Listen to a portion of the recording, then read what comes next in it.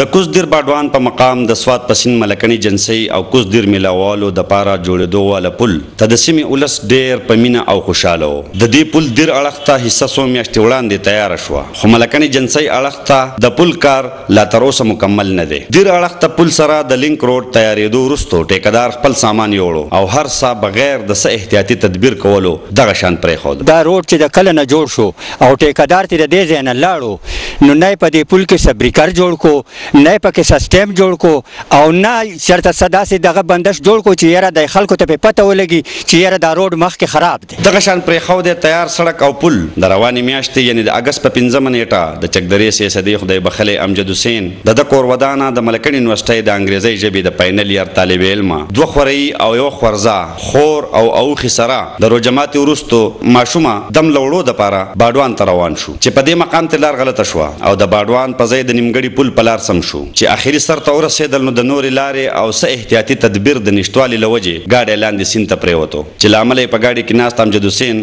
سره د کور ودانې خوریو خورزې خور او اوښي په حق ورسېدل. په دې واقعه کې دا کم کسان چې وفات شوي دي، په دې کې زما ورور امجد حسین، زما اوښی خلیل الرحمن، خور ورندار، 2 خوریونه او 1 خورزه وفات شوي دي.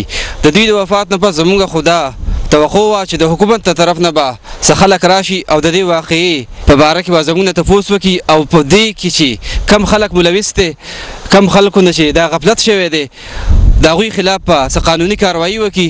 خو موږ ډېر زیات افسوس کوو چې تر اوسه پورې نه د حکومت ته طرفه، نه د جوډیشري د طرف نه، نه چېرته کې د بل چا د طرف نه زموږ خواله څوک راغلي دي او د دې واقعې باندې اړو صدا نه دی کړی. د یو خاندان 9 کسان د حادثې ښکار کېدل یو معمولي خبر نه و. د ډېر کوشش وروستو د باډوان ولس مړي راوویسته. د واقعې نه وروستو د مړو خپلوان او د سیمې ولس د حادثې د ذمهدارو تعین کولو او د دوی په ضد د څه قسمه کاروایي عمل کې راوستو په تمه و. خو هغه متل دی چې پردی غم د واورې سوړي هېڅ ونه شو. د مړو رشته دار د خپلې تسلۍ دپاره د عدالتي پلټنو غوښتنه کوي. دا د حکومت کار دی، دا د عدلیې کار دی چې هغوی د دوی په خپله باندې نوټس واخلي، وګوري چې یار په دې کې د غفلت د چا دی، کوتاهي د چا ده چې بیا بادیګر له داسې حادثې مخې ته را نشي.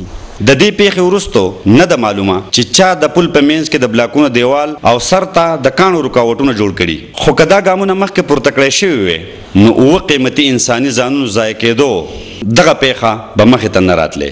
محمد اسرار، خیبر نیوز، باډوان پل.